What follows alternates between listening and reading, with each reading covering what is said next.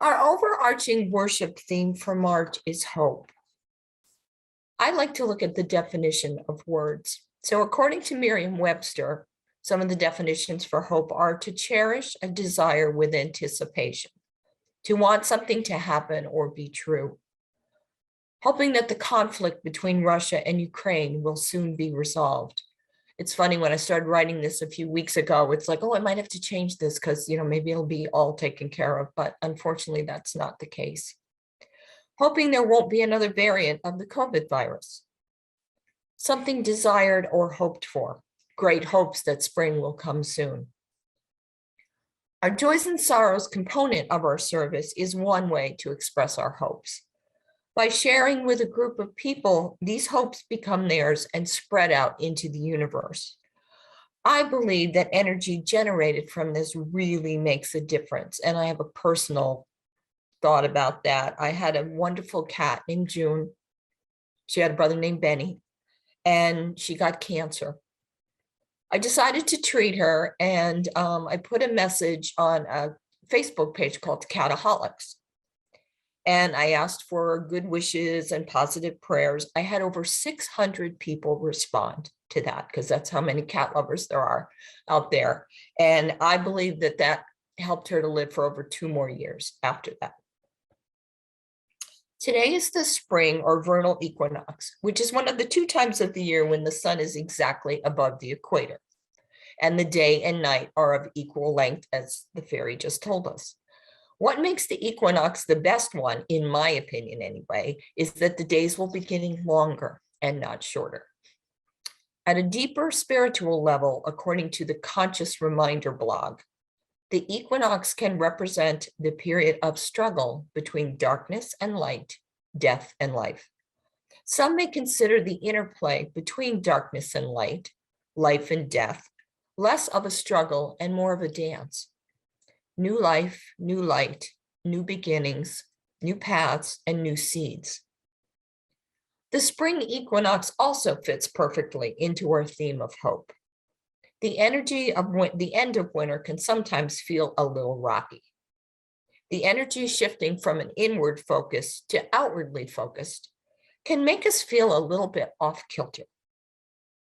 Now that it's the spring equinox, we can feel our spirits waking up with new ideas and new dreams, hopes for our lives, especially after this long, very cold winter and 2 years of virtual isolation at home. I know personally, I found this winter to be incredibly depressing. The fresh, warm energy of spring has the power to make us feel alive and inspired.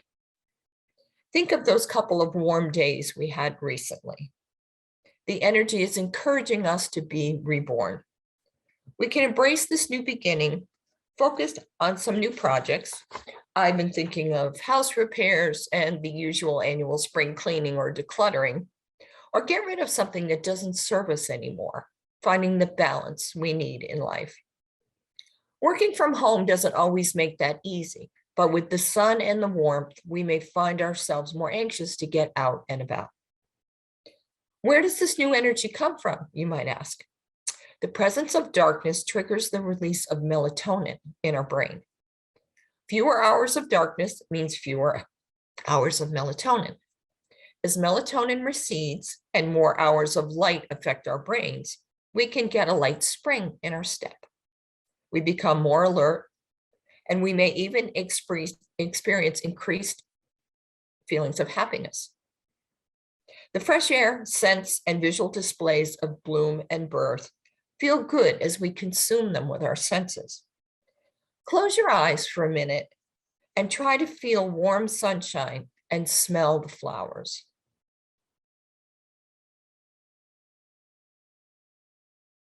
Doesn't that make you want to smile?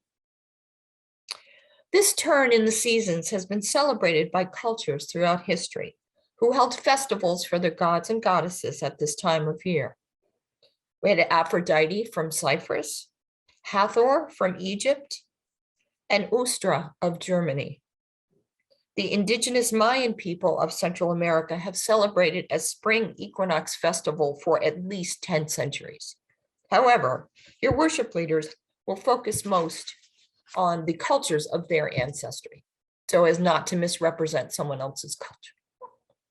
So many of these symbols and rituals from these early human celebrations were folded into Christianity and other religions.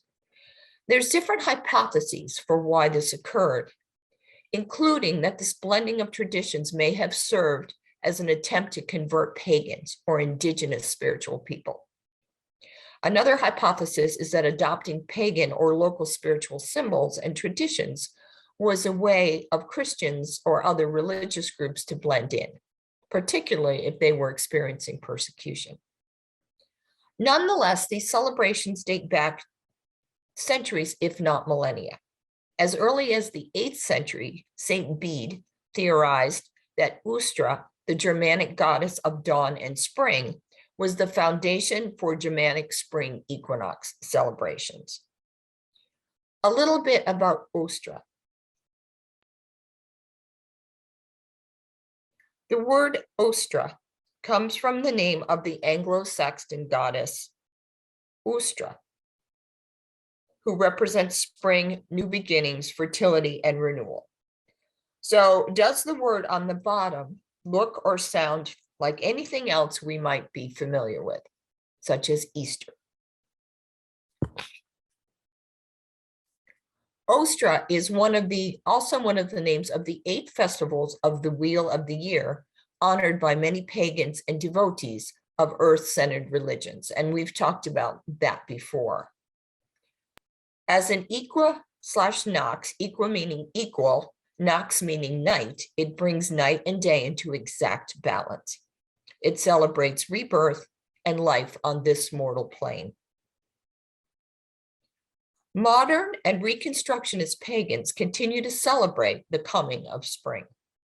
To celebrate the spring equinox, Ostara, some pagans perform rituals, often incorporating imagery that is familiar to us, whether or not we personally are pagan.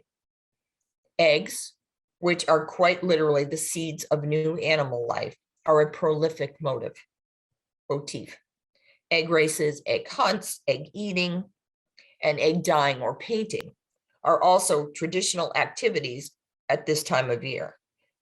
In some Slavic countries, the creation of pisanki, or intricately decorated eggs, is a cherished tradition all year round, but especially popular around the time of spring equinox and Easter. The motifs painted on pisanki have deep symbolic meaning, often connected to rebirth, fertility, beauty, protection, and vitality. Many of these excellent traditions have been incorporated into modern Christian Easter celebrations. For example, in Poland, pisanki are added into special Easter baskets along with other symbolic food products and blessed in churches on the Holy Saturday, which precedes Easter Sunday. Similarly, the hare or rabbit is associated with fertility in many cultures, as well as with the moon in the Celtic tradition. In some folklore, it is said the moon and the hare die each morning and are resurrected each evening. Thus, the hare or the rabbit can be a symbol of immortality, fertility, and abundance. The Ostara hare or Easter bunny is a familiar holiday character to many. Modern-day pagans might go outside to meditate and perform a simple ritual to welcome the spring. Another common way to celebrate the coming spring is to plant seeds. Here in the Lehigh Valley, it is time to plant cool weather crops such as brassicas, think broccoli and cabbage, alliums, think onions and shallots, and aromatic herbs indoors. In just a few weeks, it will be time to transplant those same seedlings outdoors. Some families also incorporate seasonal candy, such as Peeps and chocolate rabbits, with their kids' equinox celebrations to help them get in the spirit of the event. In closing the sermon today, we will leave you with some thoughts by Teresa Cooley from her piece, In This Time of Anticipated Spring. In this time of anticipated spring, let us allow ourselves to extend the anticipation, to value the time of budding before blooming, of seeding before sprouting. This is a time of revelation, the revealing of that which is eternal, which we see every year, but still need to be reminded to see it in a new way. There is also the revelation of that which is new. Every spring we encounter something never before seen. It is that very newness which embodies hope and potential for the wholeness which is yet to be. Let us allow spring to unfold slowly, that we may appreciate the true mystery of rebirth and renewal. So mote it be.